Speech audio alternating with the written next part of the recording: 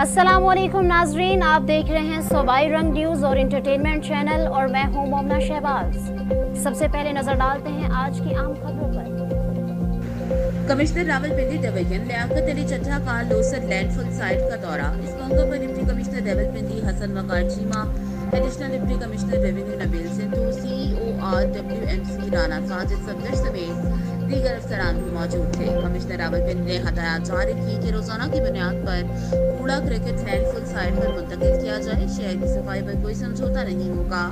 आज WMC की इंतजामिया शहर की सफाई को यकीनी बनाए। रावलपिंडी वेस्ट मैनेजमेंट कंपनी की मजमूई कारकर्दगी को मजीद बेहतर बनाया जाए। जबकि बरसात का मौसम है, नदी नालों की सफाई का खास ख्याल रखा जाए। इनका मजीद कहना था कि डेंगू का खतरा मंडरा रहा है, बहुत एहतियात की जरूरत है। हमें अपने इर्द गिर्द माहौल को साफ रखना होगा।